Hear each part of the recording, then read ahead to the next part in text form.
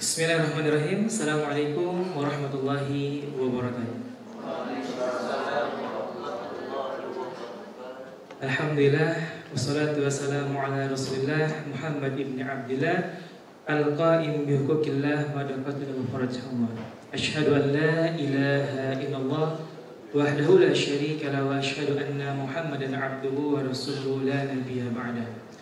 Amma ba'du, alhamdulillah, ucapan puji dan syukur kita kepada Allah Subhanahu wa taala yang senantiasa terucap dari lisan kita sebagai tanda syukur kita kepada Allah, yang dimana pada kesempatan hari ini Allah masih izinkan kita berikan kesempatan untuk kita semua untuk berkumpul di tempat yang insya Allah Allah muliakan. Allah berikan barokah di tempat ini yang biasa kita laksanakan di setiap bulannya, yaitu Kalam Umi, yang insya Allah nanti ada materi yang akan diisi oleh guru kita Al-Ustadz Iwan Setiawan LC.MA.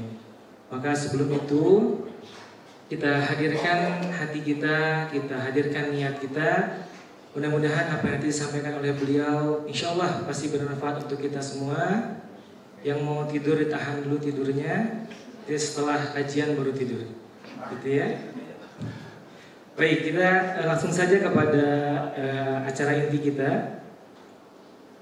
Kajian tentang fikih, zakat, infak, sedekah, dan wakaf atau biasa kita singkat dengan ziswaf. Insya Allah akan disampaikan oleh guru kita Al-Ustadz Iwan Setiawan LC.MA. Kepadanya dipersilakan.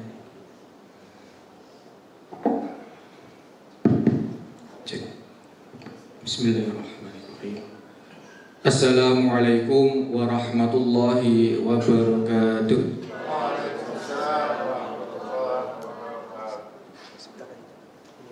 Alhamdulillahi rabbil alamin al-qail a'udzu billahi minasyaitonir rajim. Bismillahirrahmanirrahim. Wa ma arsalnaka illa rahmatan lil alamin.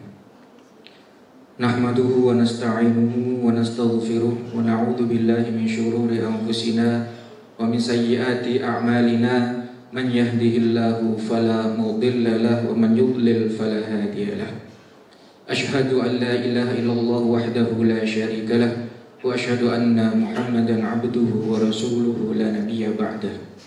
Allahumma shalli wa sallim wa barik ala sayyidina Muhammadin wa ala alihi wa ashabihi ajma'in. Amma ba'du. Bapak Ibu sekalian yang dimuliakan Allah Subhanahu wa taala, alhamdulillah, mari kita panjatkan puji syukur kepada Allah Subhanahu wa taala atas karunia, nikmat dan hidayahnya kita dapat berkumpul di ruangan, di majelis yang mulia ini untuk memperdalam, untuk menguatkan kembali iman dan takwa kita kepada Allah Subhanahu wa taala dengan mengkaji ilmu Allah Subhanahu wa taala dalam keadaan sehat walafiat. Salam serta salam senantiasa kita curahkan, kita haturkan untuk junjungan kita Nabi Muhammad sallallahu alaihi wasallam beserta keluarga, sahabat dan pengikut-pengikutnya. Bapak Ibu sekalian yang dimuliakan Allah Subhanahu wa taala, sebelum kita lanjutkan pengajian kita, mohon izin karena mungkin layar ada di sini dan rekan-rekan Bapak Ibu semuanya ada di hadapan sebelah sini, maka saya ingin izin menggeser kursi saya, gak apa-apa ya?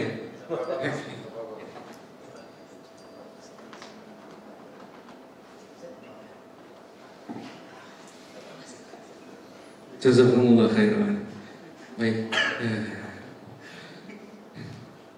kita lanjutkan Bapak Ibu sekalian. Baik, tema yang diamanahkan kepada kami adalah fikih zakat ya, fikih zakat secara umum, tapi secara khususnya adalah ziswaf, zakat, infak, sedekah dan wakaf sebagai pasif income muslim di akhirat.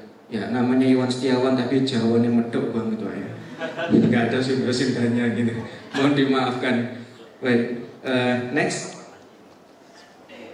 Baik.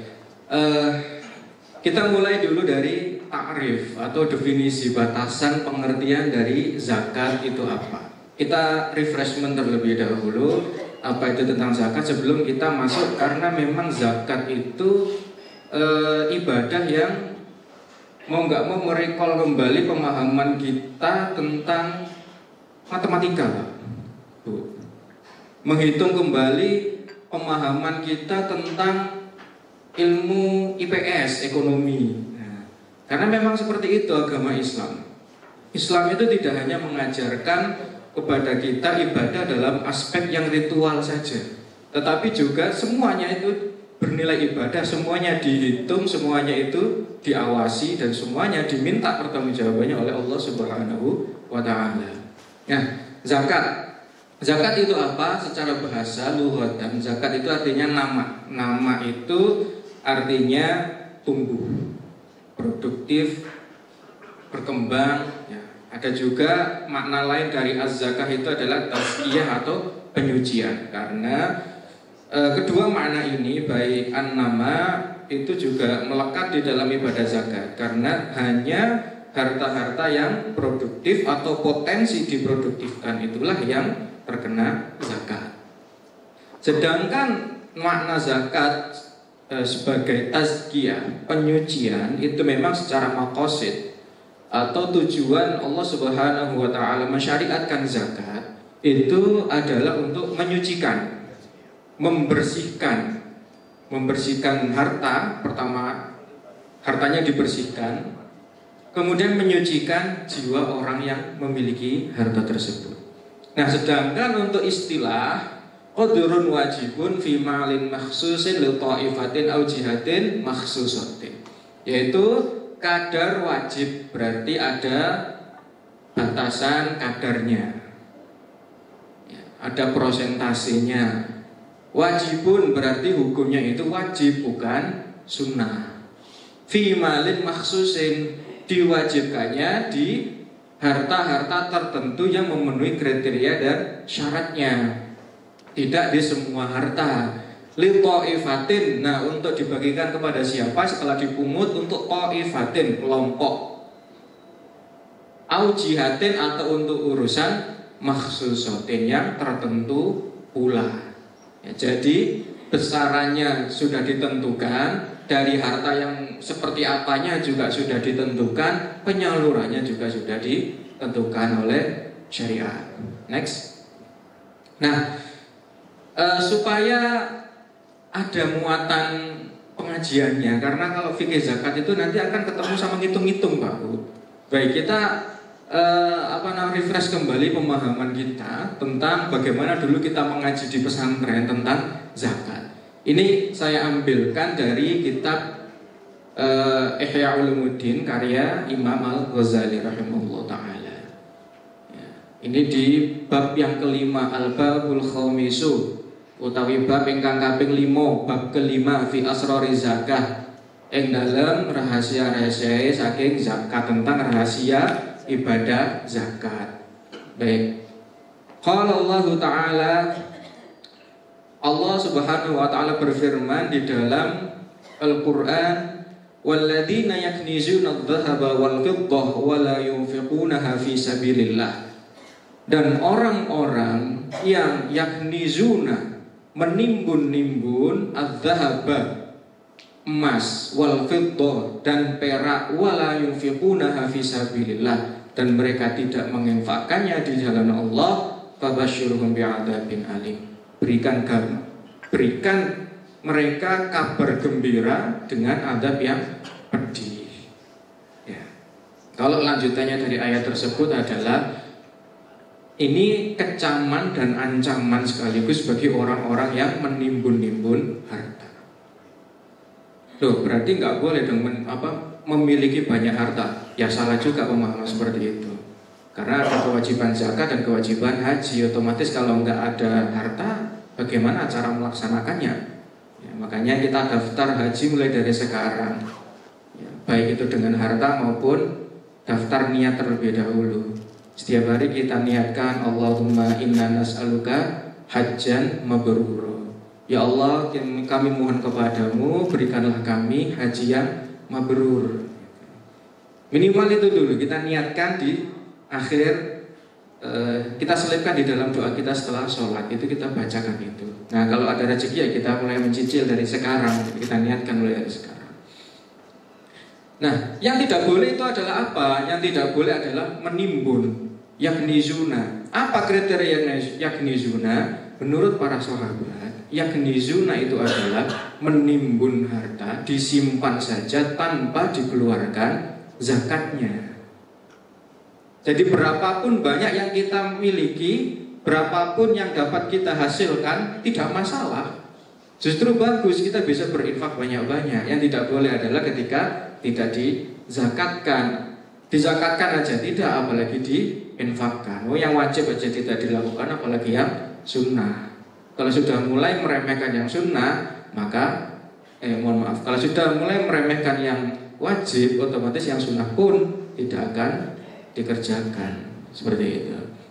Al-ayah al-muradu min wal muradu bihi man'u zakat. Dan yang dimaksud dalam ayat ini, meskipun yunfiqunaha artinya adalah infak, tapi para mufassirin dan juga Imam Ghazali menafsirkan infak di sini adalah zakat. Wa zakatu ihda mabanil islami wa ihda arkanihil al-khums. Zakat itu adalah salah satu bangunan Islam dan salah satu rukun Islam yang 5. Wa qala Abu Dzar, nah ini, dan berkata Abu Dzar Al-Ghifari, ataitu ila Rasulullah sallallahu alaihi wasallam wa huwa jalisun fi dhillil Ka'bah.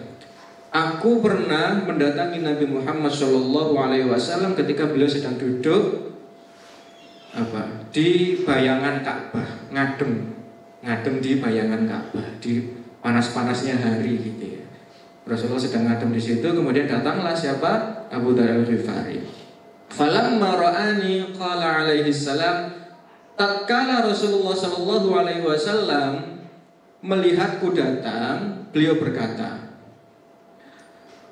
al-aktsaruna humul akhsaruna wa rabbul Ka'bah.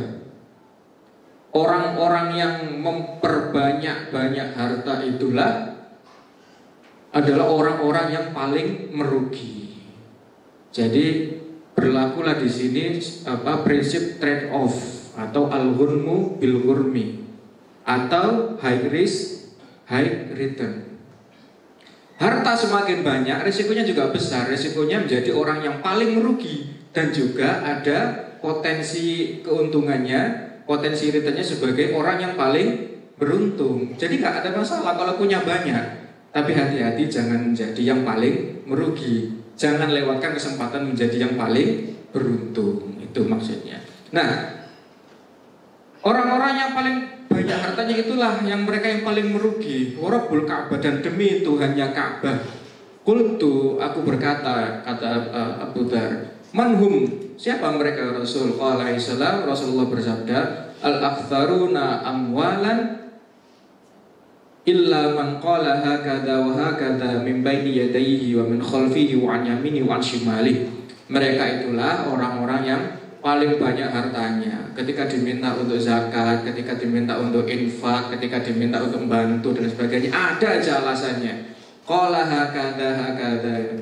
Ngomong maksudnya gini, ketika ada proposal masuk misalkan, ada saudaranya yang minta bantuan, padahal dia mampu ya yang diminta ya.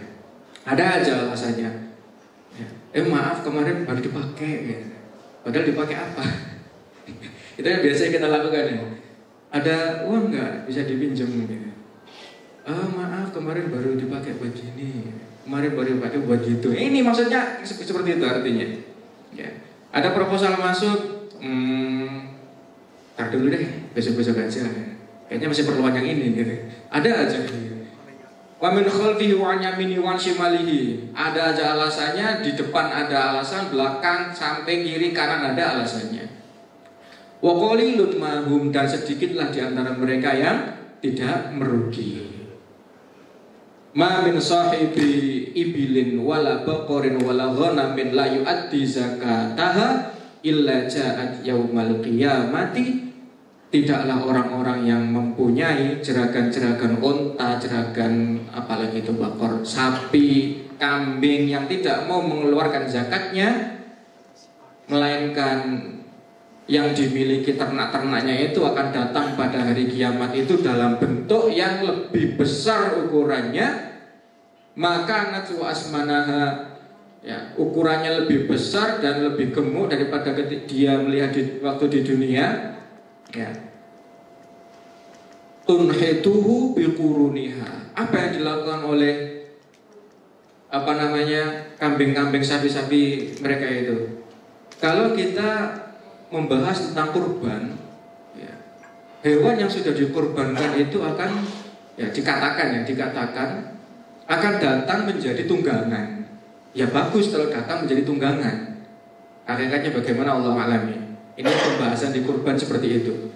Hewan-hewan yang sudah disembelih sebagai kurban akan datang menjadi tunggangan, kan begitu. Masalahnya kalau yang ini akan datang menjadi apa? Sama-sama datang nih.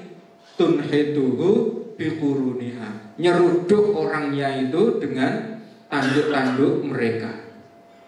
Lagi, enggak cuma di situ.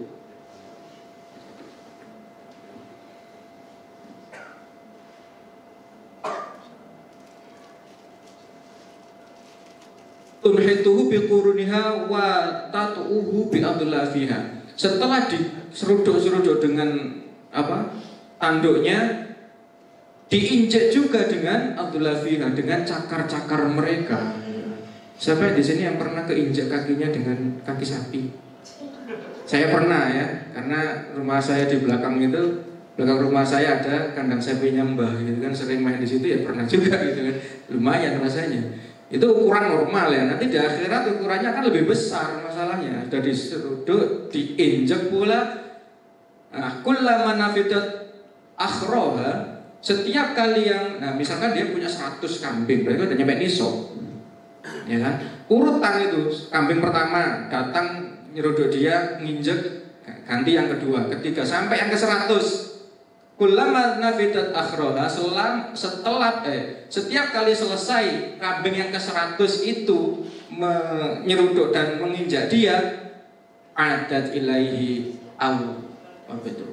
aulaha, yang pertama akan kembali lagi jadi muter gitu terus, diseruduk, diinjek dengan kambing-kambingnya. Padahal tetangganya di sini lagi enak gitu kan, menunggangi hewan-hewannya dulu dikurbankan. Ini bagaimana hakikatnya wallahu a'lam, ya. Ini gambar yang diberikan oleh Rasulullah sallallahu alaihi wasallam. Hatta yaqdi bainan nas, sampai dia dipanggil untuk dihisab, sampai diputuskan perkaranya di antara manusia. Jadi ini adalah gambaran bagi orang-orang yang enggan untuk membayar zakat.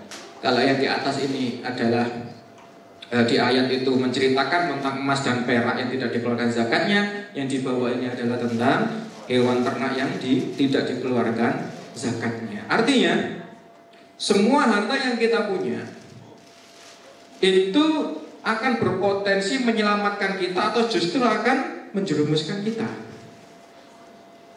Kita keluarkan dulu yang wajib jika sudah mencapai nisab. Ketika sudah selesai dengan yang wajib, ya kita dianjurkan untuk bersedekah, berinfak, berwakaf. Namanya juga az-zakatu wa tazkiyah. Zakat itu adalah selain membersihkan yang bukan hak milik kita, qadrun wajibnya tadi itu, juga membersihkan yang lain-lain juga untuk yang sunnah itu. Bagaimana itu nanti akan kita lihat di slide selanjutnya, ya. Wa hadzal hadits fi sahihain, hadis ini ada di Sahih Bukhari dan Sahih Muslim. Ya, next. Nah, perbedaan zakat, sedekah, infak dan wakaf. Nah, karena temanya adalah ziswa, maka kita perlu membedakan juga apa masing-masingnya. Infak, klik. Nah, kalau infak itu diklik. Ya. Infak itu lebih luas cakupannya, lebih umum cakupannya daripada sedekah dan zakat. Kalau kita merujuk kepada Al-Quran, karena orang-orang musyrik kafir pun juga di dalam Al-Quran disebutkan dengan berinfak. Tapi tujuannya apa? Liyasuddu an sabilillah. Mereka itu kalau non muslim kafir, kalau kafir udah jelas itu ya, udah jelas buruknya ya.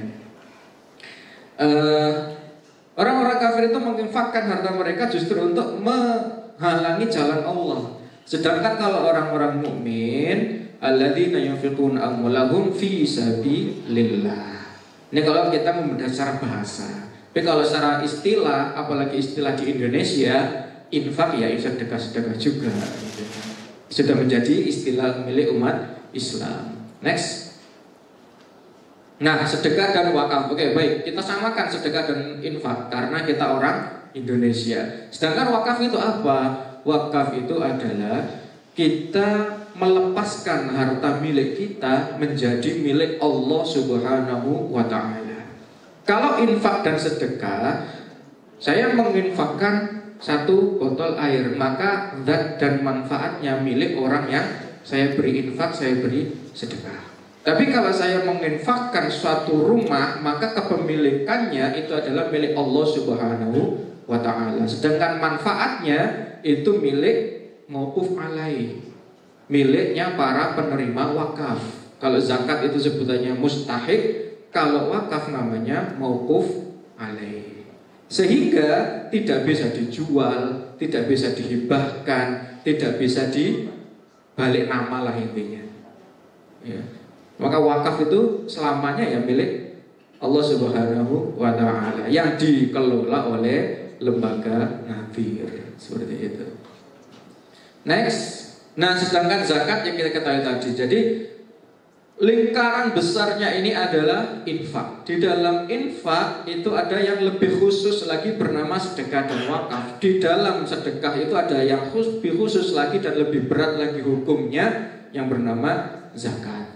Infak, kalau meskipun kita muslim, kita mengeluarkan harta, niatnya kita bukan untuk fisabilillah tapi untuk kemaksiatan, ya dapat dosa. Tapi kalau sedekah itu diambil dari kata shadaqah yasduqu, benar. Maksudnya apa? Dengan kita mengeluarkan harta kita menyedekahkan sebagian harta kita, itu kita membuktikan, ya, membenarkan bahwa di dalam hati kita itu ada iman. Seperti itu. Nah, kalau zakat yang kita jelaskan tadi itu. Next. Nah, pengertian tadi, definisi zakat, infak, sedekah, dan wakaf tadi itu tidak hanya berhenti di pembahasan buku fikih saja. Ya, tapi sudah direkognisi atau diadopsi sebagai regulasi undang-undang Republik Indonesia, sehingga ada pengawasannya, ya, ada peraturannya, ya, semuanya melekat. Ya. Next, next, oke. Yang tadi sebelumnya adalah perintah tentang melaksanakan zakat. Ya. Perintah untuk melaksanakan zakat itu kena kepada siapa saja? Kepada otoritas, kepada kaum muslimin. Semuanya kena. Allah memerintahkan itu dari semua sisi. Dari pemerintahnya iya, ke muzakinya juga iya. Untuk apa Allah Subhanahu wa ta'ala memerintahkan kita membayar zakat? Selain daripada itu sebagai rukun Islam.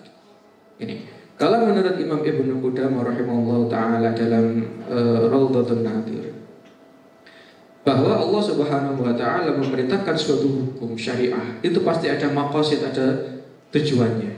Kalau tidak ada tujuannya, maka muhal. Muhal itu omong kosong, mustahil. Mustahil ada hukum syariah yang tidak ada tujuan yang ingin dicapai. Apa sih yang dicapai dari zakat itu? 1, membersihkan harta dan menyucikan hati. Oke, sudah. 2, memenuhi kebutuhan para mustahik, ya, terutama pada level al-hajah al-masah. Al-hajah al-masah itu artinya adalah kebutuhan yang pokok mendesak. Nah. Ketiga, keadilan distributif. Keempat, ad-dhaman al-ijtimai. Dhaman ijtimai artinya adalah jaminan sosial. Jadi umat Islam itu sebenarnya apa yang harta-harta yang berada di umat Islam ini cukup untuk semuanya. Maksudnya gini, bukan berarti harus disamaratakan, bukan. Tapi ketimpangan itu tidak akan terjadi atau ada manakala umat Islam itu semuanya membayar zakat. Dan akan tidak ada terhapuskan jika masih didorong dengan infak dan sedekah. Ya. Dan ada pengukurannya ketimpangan itu kan, yang mana Gini rasio. Indonesia indeks Gini rasionya itu 0,3. Dan 0,3 menurut ukuran itu sudah dikatakan bagus. Padahal kalau kita kembalikan ke ukuran zakat, atau 0,3 itu terlalu besar. Kan 30% berarti kan? Ketimpangannya 30% ini masalah sebenarnya. Tapi kalau zakat berapa ketimpangannya yang ditoleransi? Ya sesuai dengan kadar zakat. Minimal ketimpangan itu paling sedikit 2,5%. Atau kok paling banyak ya 10%. Nah ini sudah sampai 30%, berarti sudah nggak baik-baik saja sebenarnya ketimpangan di Indonesia. Apakah karena ekonomi tidak tumbuh? Enggak juga. Sudah dijawab oleh Allah Subhanahu wa taala dalam surah Al-Hasyr, kaila yakuna dulatan bainal aghniya'i minkum. Uang itu banyak berputarnya di atas, tidak berputar di bawah. Itu yang jadi masalah. Nah, bagaimana agar bisa uang yang berputar di atas itu bisa bisa jatuh ke bawah, bisa terserap ke bawah, bahkan dengan paksaan dari otoritas, paksaan dari Allah Subhanahu wa taala dengan zakat. Kalau misalkan zakat itu tidak ada atau bahkan hanya ada syariat infak dan sedekah dan wakaf saja, ya bagaimana bisa turun dari uang yang berputar di atas turun ke bawah? Susah. Sehingga Allah Subhanahu wa taala menjadikan zakat itu wajib. Kenapa? Karena Allah tahu. Ya, Allah tahu sifat manusia itu cinta dengan harta. Yang sudah di atas nggak bakalan mau menurunkan ke bawah. Mau menurunkan ke bawah harus demo dulu serikat pekerja, ya kan? Nah itu baru bisa turun tuh dari atas ke bawah. Demo di mana-mana, serikat pekerja. Serikat pekerja masih kurang sampai bikin partai buruh untuk menurunkan dari atas turun ke bawah. Ya kalau serikat buruh saja oke, tapi kalau ada yang sampai menunggangi jadi masalah lagi. Yang sudah di bawah ke atas lagi gitu. Jadi masalah. Sehingga apa yang bisa kita harapkan? Ya kita membumikan zakat, infak, sedekah dan wakaf. Terutama adalah zakat. Kenapa zakat? Karena khususnya di Indonesia, potensi zakat di Indonesia itu sampai 300-an triliun. Ini kemarin diupdate oleh MUI di akhir Muntadah Tsanawi. Tapi yang baru terserap, yang baru bisa terhimpun itu hanya 1/10-nya saja. Nah, bisa dibayangkan di Indonesia itu potensi zakat 300-an triliun. Itu bisa cukup lah ya buat untuk mengentaskan kemiskinan di internal umat Islam saja. Jadi 300 triliun itu miliknya umat Islam. Miliknya kaum muslimin, orang-orang kayanya Islam itu segitu. Dikalikan berapa? Itu baru 2,5%-nya saja. Berarti 87,5%-nya berapa itu? Silakan dihitung sendiri. Ya. Kita mau menurunkannya 2,5%, yang 300 triliun ini aja loh, baru turun 30 triliun. Nah, masih banyak yang belum turun. PR-nya ya PR kita semua ya, untuk kita melakukan sosialisasi, edukasi tentang zakat. Next. Saya kira untuk hikmah-hikmah zakat itu tadi sudah kita cukup di awal tadi baca kitab tadi itu ya. Semoga kita ingat semuanya bahwa harta kita itu punya potensi risiko, juga punya potensi keuntungan bagi kita. Ini nanti kita mau yang mana? Mau untung atau mau rugi? Next. Next lagi. Nah, enter. Antara zakat, infak, sedekah dan wakaf itu posisinya di mana supaya tidak terbolak-balik gitu. Zakat itu ada yang paling bawah. Inilah yang wajib. Kenapa saya kasih warna merah? Karena ini yang hukumnya wajib dan untuk memenuhi kebutuhan yang darurat bagi para mustahik. Bayangkan, dari 300 yang bisa terpenuhi hanya 30. Sehingga yang masih kurang, yang belum sampai turun ke masyarakat mustahik itu masih ada 270 T. Itu tinggal hanya kira-kira mustahiknya segini, yang tertangani hanya segini, gitu kan. Nah, next. Di atasnya ketika seseorang itu sudah membayarkan zakat, maka dia juga didorong untuk infak atau sedekah. Ya. Untuk apa? Untuk membantu orang-orang para mustahik ini. Ya katakanlah semua sudah terbantu gitu. Semua terbantu, potensi dan realisasi sudah sama 300 T, masih kurang juga, maka didorong dengan infak sedekah. Ini kalau dari sisi mustahik. Kalau dari sisi muzakinya, ketika sudah membayarkan yang wajib, maka dia juga didorong untuk membayarkan yang sunnah. Atau kalaupun dia belum sampai kepada yang wajib, belum sampai kepada nisabnya, tetap juga dia didorong, dianjurkan untuk melaksanakan infak, sedekah atau wakaf. Nah, di sini masih sedekah ya, infak atau sedekah, benar. Untuk apa? Sama, untuk membersihkan juga.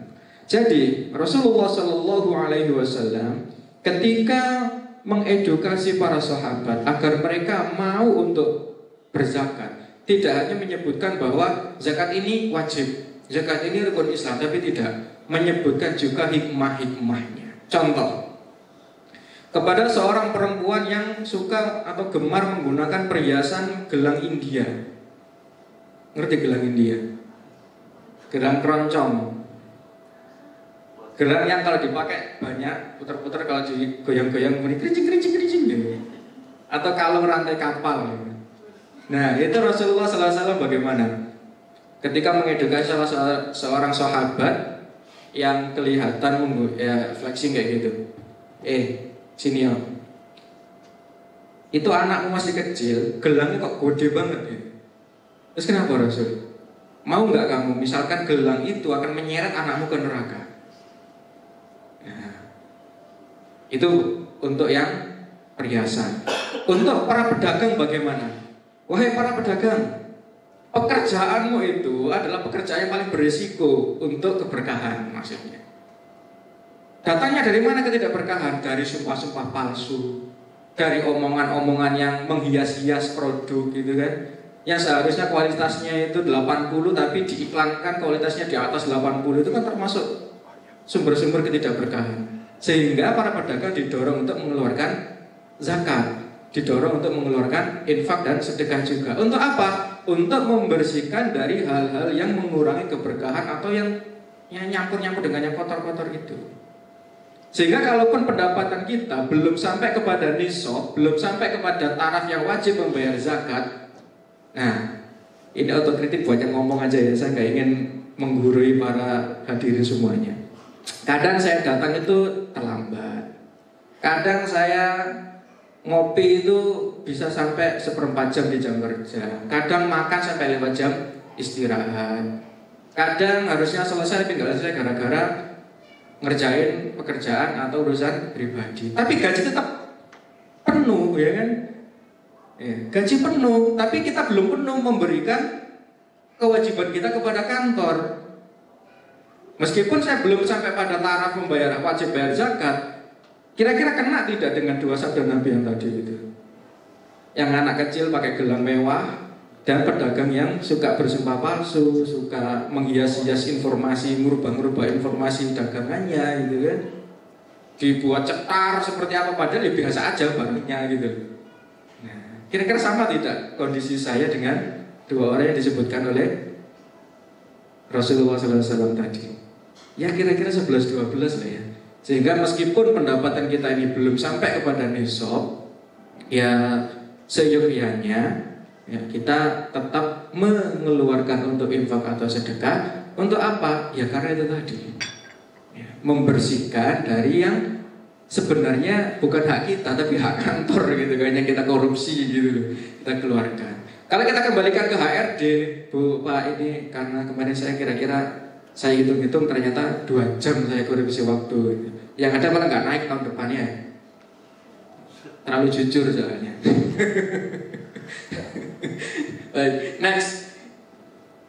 Nah, di manakah tempatnya wakaf? Wakaf itu karena saya tetap ada di sebelah kanan, kuning hijau, karena hukumnya memang sunnah. Nah, orang-orang yang menerima wakaf ini bisa jadi orang-orang du'afa juga, ya bukan mustahik lagi. Kalau mustahik itu berarti di bawahnya du'afa lagi, lebih menderita daripada mustahik du'afa. Tapi kalau mauquf alaih dan du'afa kira-kira juga sama. Wakaf itu untuk booster. Booster bagaimana? Zakat dan infak sepertinya tidak akan bisa untuk kita membangun properti, untuk membangun pesantren, membangun rumah singgah dan sebagainya. Yang bisa apa? Wakaf. Seperti itu ya. Dan dengan wakaf pula ini kita bisa mendapatkan modal dengan biaya murah bagi para Mauquf alaih. Mauquf alaih ini kan termasuk doa juga sebenarnya. Ya, sehingga mereka itu sebenarnya harusnya dibantu dengan dibantu dengan wakaf aja. Jangan dipaksakan untuk mereka hutang ke bank. Belum levelnya. Kalau ke bank itu pasti ada meminta nisbah atau bunga yang besar. Kalau dari modal pembiayaan dari wakaf, nggak elok lah, nggak layak meminta terlalu tinggi. Itu bahkan harusnya gratis, biaya gratis gitu. Pembiayaan gratis untuk para mauquf alaih. Kalau kita lihat pola distribusinya itu kira-kira seperti ini, antara korelasi antara zakat, infak, sedekah, wakaf dan juga keuangan yang komersial yang ada di paling atas, seperti itu. Next, oke, zakat. Kita fokus ke zakat kalau itu. Hitung-hitungan zakat maksudnya. Baik, zakat. Zakat itu ada dua, zakat fitrah dan zakat mal. Next, kalau zakat fitrah itu, zakat mal itu ada dua, zakat klasik dan zakat yang kontemporer.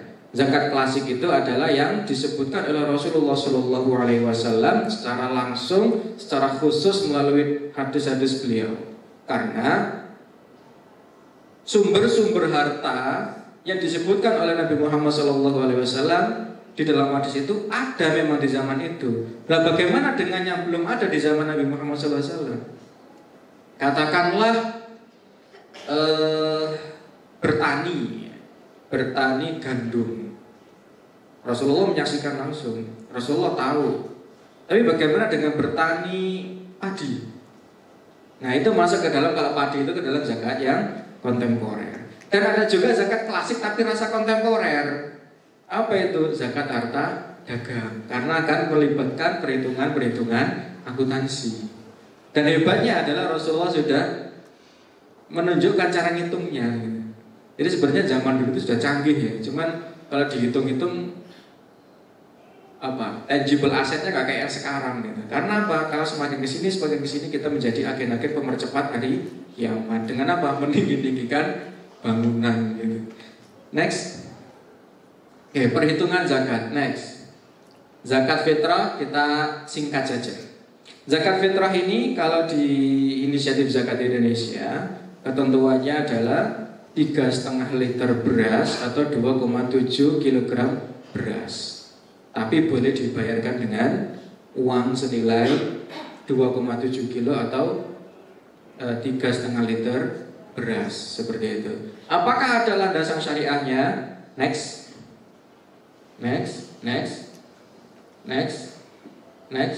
Nah, ini dia. Ada riwayat-riwayat yang menunjukkan bahwa pembayaran zakat itu tidak sebatas, tidak hanya dibatasi dengan gandum saja, tapi boleh juga dibayarkan dengan gandum. Itu kan ada macam-macam, ada syair, ada qamh. Kalau di hadis yang masyhur tentang zakat fitrah itu syair, tapi boleh juga dibayarkan dengan qamh. Kalau syair itu 1 shot, kalau qamh itu setengah shot, berarti boleh dibayarkan dengan barang yang senilai. Tapi barang yang senilai juga ya kira-kira saja. Masa kita membayar zakat fitrah dengan selain makanan pokok gitu kan? Nah, apa yang bisa yang mendekati dengan yang senilai itu? Ya paling realistis adalah dengan uang. Uang yang senilai dengan 1 shot syair. Nah, kalau di Indonesia tidak ada gandum syair, tidak ada orang makan gandum syair, maka digantilah dengan beras. Seperti itu. Next, zakat mal.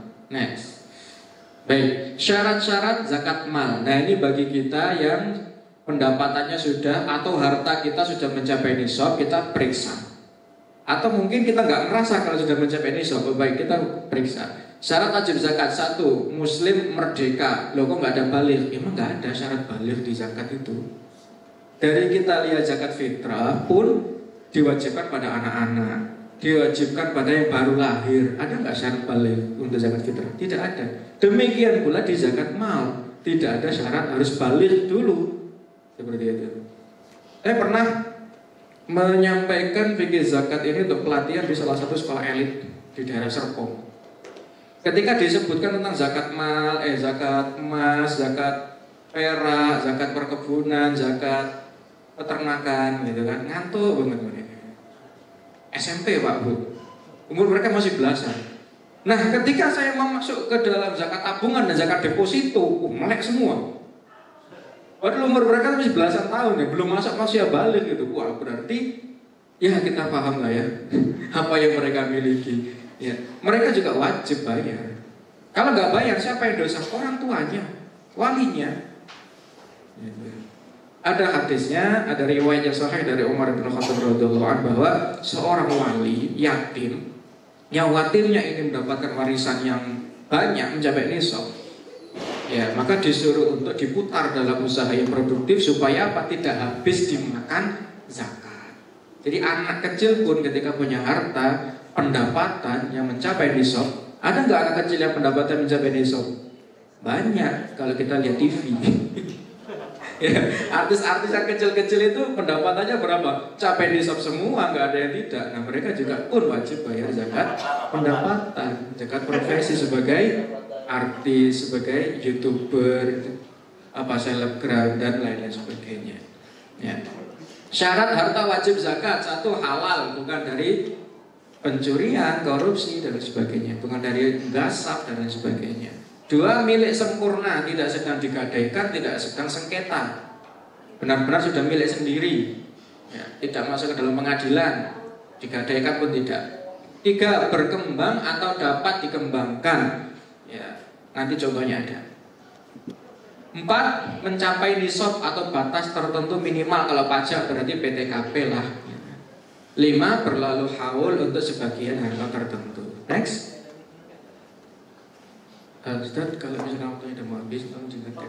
Kadang kalau nggak digini saya nggak selesai. Kasihan rekan saya nanti. Objek zakat klasik, apa saja objek zakat klasik itu yang ada dalam hadis Nabi Muhammad SAW? Satu, emas, nisabnya 85 gram, ya, 85 gram emas murni, karena 20 dinar yang berhasil diteliti oleh Syekh Ali Pasha Mubarak, yang dirham paling tua yang dinar yang paling tua yang berhasil diteliti oleh Syekh Ali Pasha Mubarak itu kadarnya itu murni, ya, bukan dinar-dinar yang standarnya dinar Ternate standarnya sendiri, dinar Aceh standarnya sendiri gitu kan. Yang menjadi Aceh adalah dinar Abdul Malik bin Marwan. Nah kan nggak ada lagi itu percetakannya, ya kan. Peruri juga nggak mengeluarkan dinar Abdul Malik bin Marwan. Bagaimana? Kita mengacu pada 20 dinar yang berhasil diteliti oleh Syekh Ali Pasha Mubarak. Berapa beratnya 20 dinar tersebut? 85 gram emas murni, ya. Haulnya, ada haulnya, maksudnya dibayarkannya itu 1 tahun setelah mencapai nisab, kadarnya 2,5%. Akan muncul pertanyaan, perhiasan saya itu gram-gramannya, perhiasan saya itu kadarnya beda-beda Pak, gimana ngitungnya? 85 gram emas murni ini jadikan rupiah dulu. Setelah itu perhiasan yang kita punya, ya. Nah perhiasan yang kita punya ini ada yang kena zakat, ada yang tidak. Yang tidak kena zakat itu adalah yang biasa kita kenakan tapi pada batas normal, bukan rantai kapal yang dipakai untuk kalung, bukan juga gelang India yang seharusnya dipakai di sana malah kita pakai di sini, ya. Bukan juga gongseng sapi. Okay. Bagaimana dengan laki-laki? Semua perhiasan emas laki-laki kena zakat. Apalagi apa? Ya, ya, semua perhiasan laki-laki yang emas dan emas itu kena zakat. Besar kecil kena zakat. Karena laki-laki haram untuk memakai emas atau perhiasan emas, ya. Baik. Ya. Semuanya itu beda kadar-kadar itu dirupiahkan. Jika secara rupiah itu menyamai dengan 85 gram emas murni rupiahnya, ya udah kena zakat 2,5%. Nah, kemudian emas ini juga berlaku untuk uang yang disimpan. Jadi menghitung emas emas batangan, emas perhiasan dan uang tunai yang kita simpan sebagai uang yang kita simpan sebagai tabungan, ya, di luar deposito, di luar sukuk, itu jadi satu klaster, satu wadah, atau bahasa fikih itu satu WA. satu bejana. Satu bejana ini diisi dengan harta-harta yang jenisnya sama. Apa saja? Perhiasan, emas batangan, gigi emas, jam tangan bapak yang emas, apalagi? Ya itu semua digabung jadi situ. Uang tunai yang kita simpan di BSI masuk, BTN masuk, ya, semuanya masuk di situ. Nah, jika mencapai 85 gram emas secara rupiah murni ini tinggal dikali 2,5%. Kadang ada pertanyaan gini, emas saya nggak nyampe nisab, uang saya nyampe, gimana cara bayar zakatnya? Apakah harus dipotong emasnya? Enggak, dikeluarkan dari uangnya saja. Gitu. Perak juga gitu, 595 gram emas, perak. Ya, perak ini termasuk perhiasan yang jarang disimpan juga. Jika dia punya simpanan perak tersendiri, maka dihitung tersendiri. Jika dia punya peraknya tidak mencapai nisab 595 gram, maka dia diperlakukan seperti uang simpanan. Dirupiahkan aja sekalian gitu. Harta dagang, kita lanjut. Harta dagang kita lihat slide-nya. Hasil tani kita skip, hasil tambang skip, hewan ternak skip karena ini di Bogor ya, kota lagi kan. Rikas kita skip. Next. Ini sudah kita bahas barusan. Next. Urut bicara atau harta dagang.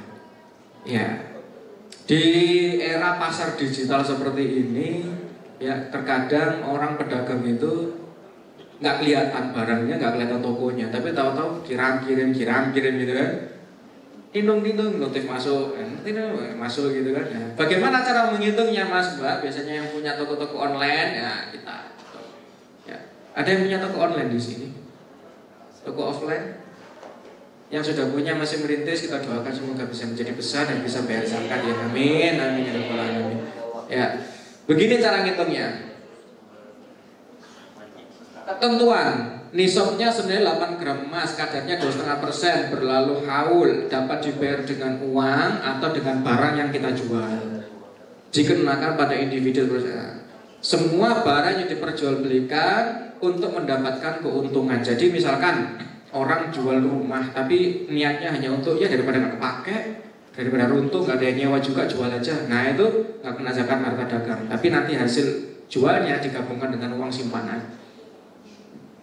Nah bagaimana cara menghitung zakat harta dagang? Kita lihat di sini rumusnya. Maaf pakai tangan kiri. Persediaan berarti ini stoknya, ditambah uang kasnya, ditambah piutang lancar. Jadi yang dihitung itu apa saja? Yang dihitung hanya stoknya, baiknya di display maupun di gudang, dan uang yang berputar di aktivitas dagang tersebut. Ya, bagaimana dengan etalase? Misalkan di rumah punya etalase, di toko ada etalase dan sebagainya. Apakah itu juga dihitung? Tidak. Bangunan tokonya dihitung tidak nilainya? Tidak. Mobil operasional angkut-angkutan dihitung tidak, motornya juga tidak. Gerobaknya tidak. Yang dihitung hanya barang yang dijual dan uang yang berputar saja. Dan baik yang ada saat ini maupun yang dipiutangkan. Diutangkan ke teman. Tapi utangnya lancar ya, bukan utang yang macet nggak bisa ditagih. Caranya untuk melihat piutang lancar dan tidak itu bagaimana? Mudahnya kita kirim WA, kalau tentang satu ya wis, gak usah dihitung, selesai. Kemudian dikurangi hutang usaha kalau kita yang punya hutang ke supplier atau gimana gitu kan. Kewajiban jangka pendek ini termasuk gaji karyawan yang belum dibayar atau sewa tenan dan lain sebagainya. Nah setelah itu ya, ini ada simulasinya, ada Haji Mukmin ya. Persediaannya dihitung di gudang itu 300 juta.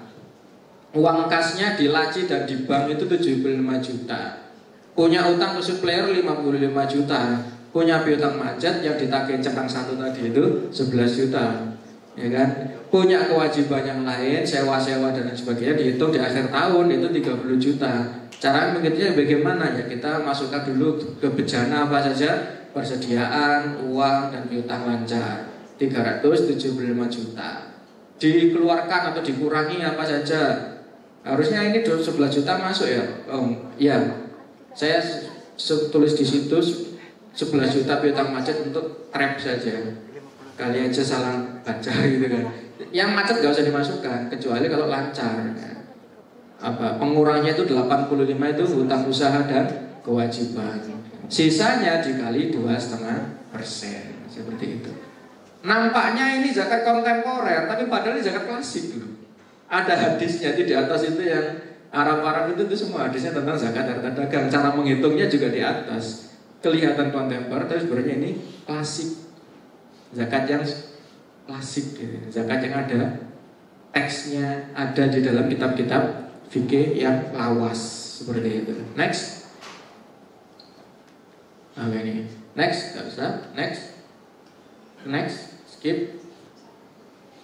Zakat kontemporer. Apa saja zakat kontemporer itu yang tidak ada hadisnya, tapi kok muncul kena zakat? Iya.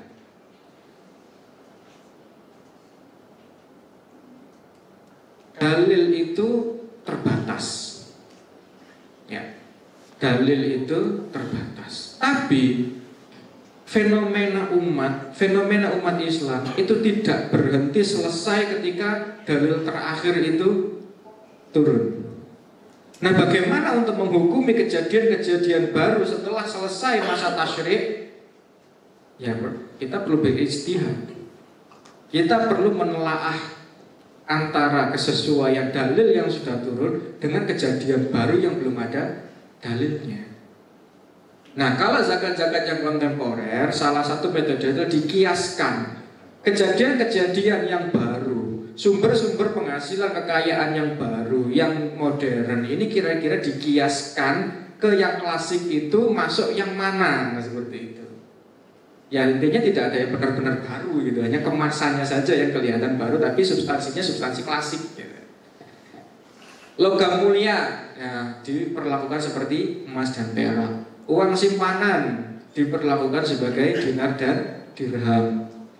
Perikanan, nah zaman dulu nggak ada sama sekali perikanan. Bagaimana perikanan ini? Ternyata kalau perikanan itu di Indonesia ada tangkapan, ada budidaya.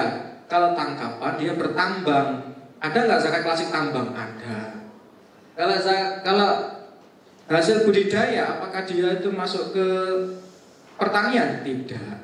Karena pertanian hanya dikenakan pada pertanian makanan pokok saja. Selain makanan pokok seperti sayur mayur dan sebagainya, bahkan perikanan itu masuk ke dalam sebagai aktivitas zakat harta dagang. Ya. Perindustrian, pabrik-pabrik juga dilihat dari sektornya, apakah manufaktur atau jasa. Kemudian kelima al-mustaghallat. Nah, selanjutnya pendapatan atau profesi, yang ketujuh saham dan deposito. Nah, ada yang bintangnya ya, bintang 1. Kita lihat di zakat al-mustaghallat. Al-mustaghallat ini adalah harta-harta yang tidak dikenakan zakat pada barangnya, bendanya, tapi dikenakan zakat pada apa yang dia hasilkan saja. Yang menjadi keputusan Ijtima Nasional Ulama Komisi Fatwa Majelis Ulama Indonesia itu adalah aktivitas sewa aset. Bagaimana ketika seseorang itu punya properti, punya aset, kemudian disewa. Ketika tidak disewakan, dikhawatirkan si bendanya, asetnya ini nilainya kena zakat.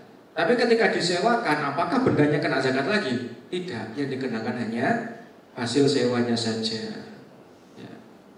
Nisabnya jika hasil sewanya itu senilai 85 gram emas, terhitung 1 tahun, 1 haul setelah akad sewa menyewa itu terjadi, dibayarkan zakatnya 2,5% dari hasil sewa tersebut. Enak? Enak. Karena apa? Nilai asetnya nggak kena zakat. Atau yang deposito. Deposito juga sama dengan al-mustaghallat, nomor 8 ya. Ada titik 2, ada bintang 2. Ya. Bagi hasil deposito. Deposito itu hanya diambilkan dari bagi hasil, atau kalau sukuk itu dari hasil kuponnya saja. Tidak dikenakan pada nilai pokok modalnya itu. Kalau kita simpan di tabungan wadiah, tabungan biasa, itu nilainya semuanya kena. Tapi kalau kita depositokan, hanya dikenakan pada hasil depositonya saja. Nah inilah kenapa ada maqasid zakat yang nomor 5 yang kita belum kebaca tadi itu adalah mendorong aset agar produktif. Ketika tidak diproduktifkan, ya, tapi sebenarnya dia berpotensi untuk tumbuh, ditumbuhkan, diproduktifkan, dia akan dikenakan dari nilai pokoknya. Tapi ketika sudah berjalan dia itu sebagai harta yang produktif, menjadi modal bagi orang yang membutuhkan modal, maka dikenakan pada hasilnya saja. Seperti itu. Ya, next. Zakat uang simpanan mudah ya. Asal kita punya, kita sudah bahas di zakat emas. Nah, mungkin ini next. Zakat al-mustaghalat. Nih, contohnya. Ya. Haji Afandi, seorang pemilik gedung di Jakarta. Gedung miliknya disewa dengan nilai 250 juta. Nah, berarti 250 juta apakah mencapai nisab? Nyampe. Pasti. Ya. Untuk periode 1 tahun. Nah, akad dilaksanakan bulan Januari 2025. Bagaimana zakatnya? Nah, Ustaz kok yang disebut bulan Januari bukan Muharram? Ya. Pada prinsipnya menghitung zakat mal, zakat fitrah itu menggunakan perhitungan hijriah. Tapi manakala tidak bisa dilakukan dengan penanggalan hijriah, maka dibolehkan, diberikan rukhsah untuk menghitungnya dengan Masehi. Contoh,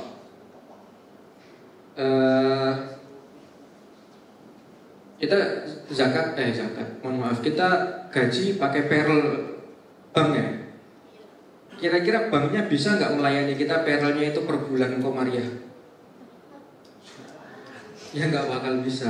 Makanya ketika zakat gaji, zakat profesi itu mengikutinya perhitungan Masehi. Tapi kalau sama juga ya, perdagangan juga gitu. Ya. Karena perdagangan modern juga melibatkan perbankan modern. Kecuali pedagang kecil UMKM tidak ada hubungan dengan sistem-sistem seperti itu, bisa kita menghitung dengan komariah. Sama juga dengan ini. Mustaghalat ini juga sama seperti itu. Ketika Haji Afandi pengen menghitungnya dengan komariah, silakan. Tinggal diganti aja contohnya menjadi Muharram gitu. Ya, katakan di bulan Januari karena Haji Afandi juga punya usaha-usaha yang lain biar gampang ngitungnya. Di bulan Januari 2025 akadnya. Bagaimana menghitungnya? Zakat ya.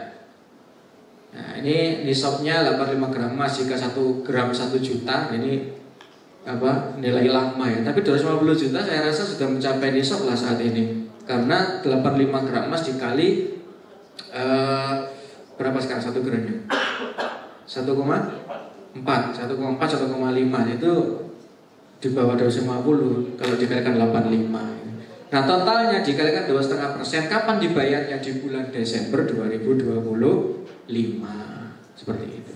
Next. Zakat deposito. Nah, zakat deposito ini sama dengan zakat mustaghalat, hanya dikenakan pada bagi hasilnya saja. Contohnya ini, ada Pak Majdi punya deposito 7,5 miliar, bagi hasilnya 5%. Kecil amat 5% deposito ya. Anggap aja ini pertumbuhan ekonomi autopilot lah. Diatur nggak diatur pasti tumbuh, tapi 5% lah minimal ya udah. 5% aja. 5% dikali 7,5 miliar berapa? 375 juta. Berarti mencapai nisab tuh bagi hasilnya. Ya, maka setelah haul, setelah 1 tahun setelah dia menerima bagi hasil dikalikan 2,5%, itulah zakatnya. Nah, kembali, karena zakat ini tujuannya adalah supaya adanya transfer kesejahteraan dari yang semula berputar di atas menjadi juga berputar di bawah. Mbok ya yang deposito juga mikirnya bagaimana? Jangan juga didepositokan itu upayakan, ini ada bintangnya, supaya distribusi kesejahteraan dapat menjangkau masyarakat luas. Hendaknya menempatkan depositonya juga di bank-bank yang melayani kreditnya UMKM, melayani kreditnya masyarakat bawah. Tentunya yang sudah di screening ya, nggak semuanya yang anggar diterima menjadi menerima pembiayaan. Kalau yang tidak masuk kriteria pembiayaan jangan dipaksakan ke bank, tapi kemana larinya? Ke bank wakaf dan ke LAS. supaya dibantu secara cuma-cuma, bukan diberikan pembiayaan 1% enggak, sekalian jadi gratiskan gitu, dikasihkan cuma-cuma, tapi bukan di bank tempatnya, tapi di las dan bank wakaf. Nah, bagaimana dengan orang-orang yang usaha-usaha yang masuk kriteria bank, ya, tapi untuk pembiayaan yang lumayan kecil. Nah, disitulah orang-orang yang berpunya ini menempatkan depositonya. Jangan semuanya ke BSI, jangan semuanya ke, selain BSI ada apa lagi yang syariah yang besar-besar itu. Yang simpanlah di BPRS, di BMT, itu supaya apa? Supaya usaha-usaha yang kecil ini juga dapat mengakses gitu kan. Seperti itu. Next. Nah, ini dia. Zakat pendapatan atau zakat penghasilan atau zakat profesi. Banyak yang mengatakan, oke, tadi saya bilang ada zakat klasik murni, zakat klasik rasa modern. Nah, sekarang ada zakat yang saya bilang setengah klasik, setengah modern. Kenapa? Karena mengenai zakat pendapatan atau zakat profesi itu ada riwayatnya. Kalau zakat harta dagang, cara menghitungnya sudah ada riwayatnya. Jadi ini zakat klasik rasa kontemporer karena ada hitung-hitungan persentase, perhitungan istilah-istilah modern. Tapi kalau zakat pendapatan hanya disebutkan bahwa dulu praktek zakat pendapatan, zakat profesi sudah ada. Hanya berapa kadar, berapa nisabnya itu yang tidak ada riwayatnya. Sehingga dalam menentukan angka-angka ini murni ijtihad. Dalam penentuan nisab dan kadar inilah yang kontemporer. Tapi ada atau tidaknya ini zakat klasik sebenarnya. Ini dia riwayatnya. Ya, jadi kalau ada yang mengatakan enggak ada itu zakat profesi, enggak ada, bid'ah, ada kok riwayatnya. Next. Nah, ini dia model-model cara menghitung zakat pendapatan, terhitung ada 4. Indonesia pernah menetapkan yang sebelah kanan atas. Tapi semenjak 2019 itu dirubah menjadi yang sebelah kiri bawah. Nisabnya senilai 85 gram emas, kadarnya 2,5%, dibayarkan di akhir tahun dari keseluruhan akumulasi gaji yang didapatkan dari Januari sampai Desember. Tapi 2,5% dari akumulasi itu akan berat juga, terlebih nanti juga bayar pajak. Apakah boleh dibayar setiap bulan? Boleh, asalkan dalam 1 tahun itu pendapatannya mencapai nisab senilai 85 gram emas. Next, ada simulasinya. Nah, yang atas ilustrasi zakat pendapatan jika dibayarkan setiap haul 1 tahun. Ya, jadi ini siapa? Pak Ahmad. Wah, ini pakai angka yang lama ya. Ketika 1 gram emas itu nggak sampai 1 juta. Nah, katakanlah 1 gram emas itu 1 juta. Ini Pak Ahmad gajinya dalam 1 tahun itu mendapatkan 100 juta. Ini sudah di akhir tahun itu dikali 2,5% pendapatan kotor ya. Nah, tapi Pak Mukhlis nggak mau seperti Pak Ahmad. Beliau ingin menghitungnya per bulan. Bagaimana? Nah, kita hitung saja. Kalau pendapatannya beliau ini pendapatan tetap, enak ngitungnya. Kira-kira dari Januari sampai Desember gajinya sudah ketahuan berapa. Tinggal dibagi 12, setiap bulannya dikali 2,5%. Nah, bagaimana dengan pendapatan yang tetap? Ya sudah, berarti kalau gitu dialokasikan tiap bulan, kemudian dihitung lagi di akhir tahun. Seperti itu. Next. Nah, zakat bisa mengurangi pajak. Apakah bisa? Bisa. Tapi pengurangannya itu adalah pengurangannya dari keseluruhan harta. Maksudnya begini, next. Nah, harta Anda atau gaji pendapatan Anda dalam 1 tahun sebelum pajak dan zakat. Jadi dikeluarkan dulu zakatnya. Dibayarkan kemana next? Bayarnya ke ambil zakat resmi Pak Bu. Tidak dibayarkan ke panitia-panitia yang belum ada logo lasnya. Ya kalau kita easy ya belum dibayarkan ke easy lah gitu. Karena apa? Nanti dari IZI akan muncul menerbitkan bukti setor zakat. Bukti setor zakat ini ya kemudian dilaporkan ke kantor pajak. Next. Nah, nanti pajaknya akan dihitung bukan dari yang hitam, tapi dihitung dari yang hijau saja. Next.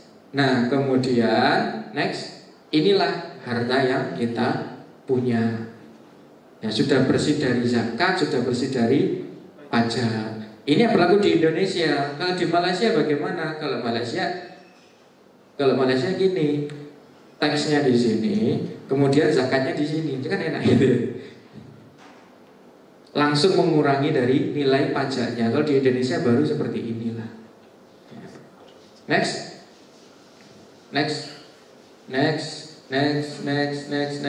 ke masorif zakat, ya, penyaluran zakat. Next, bagaimana bayar zakat via online? Boleh secara akad. Next,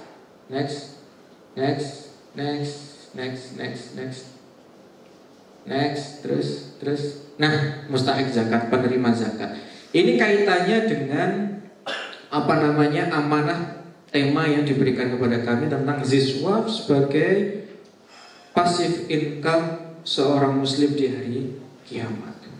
Apakah bisa, pertanyaannya, zakat itu sama dengan wakaf yang bisa mengalirkan pahala kepada orang yang menunaikannya seperti wakaf, berlanjut seperti itu. Padahal tadi disampaikan bahwa zakat itu untuk memenuhi kebutuhan yang mendesak. Seharusnya kan habis, selesai gitu kan. Tapi apakah bisa mengalirkan terus sampai bila-bila nanti gitu, seperti wakaf?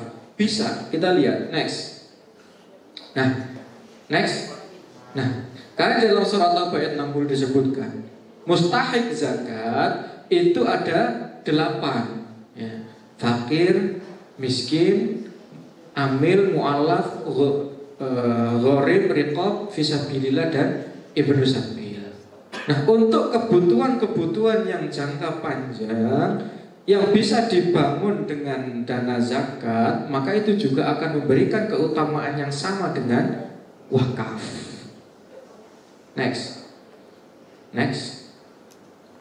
Nah, ini kaitannya dengan apakah zakat itu dana milik negara atau bukan?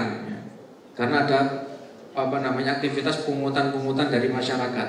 Ini keputusan dari MUI bahwa bukan, zakat itu adalah milik mustahik, bukan milik negara, sehingga KPK dan OJK tidak ada wewenang untuk memeriksa itu. Jadi diselesaikan secara pidana kalau ada yang korupsi.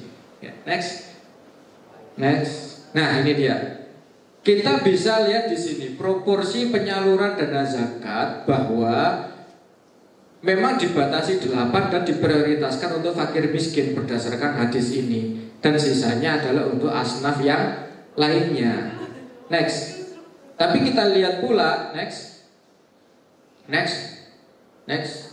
Nah, kita lihat pula back. Nah, kita lihat. Oke, kita lihat di asnaf. Next. Kita lihat dulu ada asnaf yang namanya asnaf fisabilillah. Ya. Bahwa zakat itu pada suatu saat dibutuhkan untuk fisabilillah. Kalau zaman dulu fisabilillah itu dalam perang. Tapi bagaimana dengan sekarang? Tetap fisabilillah itu ada, tidak akan pernah terhapuskan. Ya. Tapi bentuknya akan berbeda dengan sabilillah di zaman lampau. Apa itu fisabilillah? Fisabilillah adalah aktivitas, kegiatan atau amal kebajikan yang memenuhi unsur-unsur sebagai berikut. Pertama, mempertahankan eksistensi dan syiar agama Islam serta mengupayakan agar ajaran dan nilai-nilai agama Islam semakin berkembang. Mempertahankan berarti memenuhi kriteria maqasid syariah yang pertama, yaitu hifdzuddin, menjaga agama. Jadi selain disalurkan untuk memprioritaskan pada fakir miskin, juga ada alokasi untuk pertahanan agama. Ya.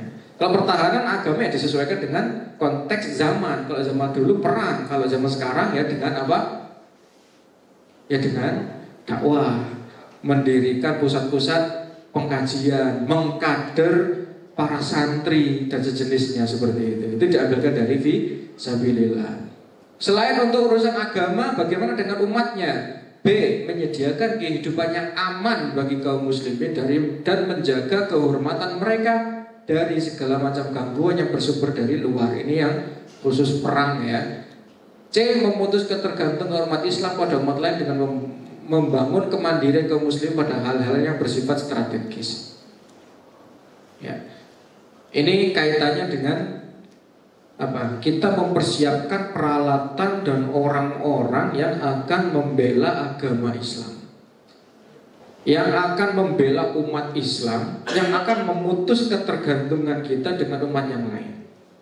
Ya, umat Islam masih membutuhkan apa? Masih tidak bisa lepas dari bantuan umat-umat yang lain di segala bidang. Khususnya teknologi.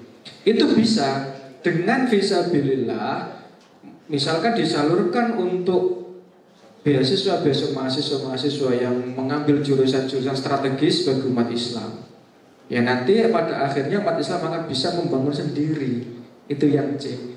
Apakah mungkin seperti itu? Kalau kita berbicara tentang fisabilillah, ya mungkin. Tapi kalau kita berbicara dengan mengenai dana zakat, ya rasional saja gitu.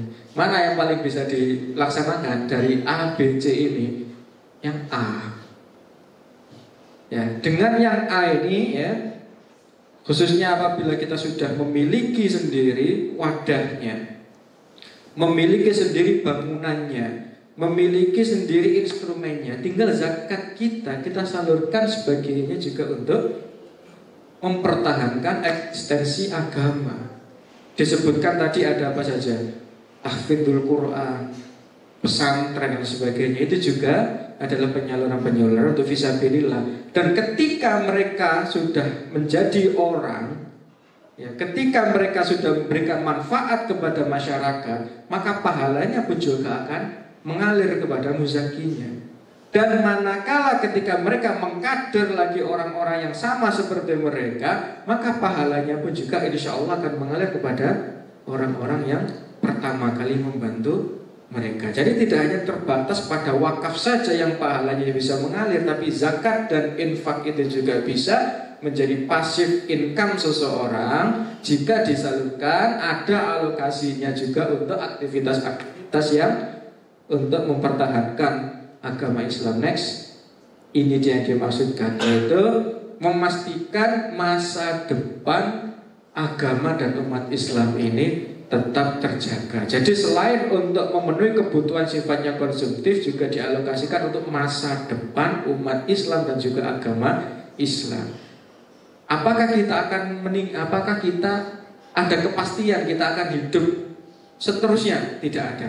Tapi ada kewajiban kita untuk menjaga, memastikan masa depan agama ini. Dan ketika agama Islam ini akan maju terus ke depan setelah kita nggak ada, dan di belakangnya ada kontribusi kita, baik itu yang wajib maupun sunnah, kita pun juga akan mendapatkan kiriman pahalanya manakala agama kita tetap jalan dan kita sendiri sudah di liang lahat. Seperti itu. Baik, mungkin waktunya sudah terlalu banyak ya, saya ambil, mohon maaf ya. Kurang lebihnya mohon maaf. Wabillahi taufiq wal hidayah. Assalamualaikum warahmatullahi wabarakatuh.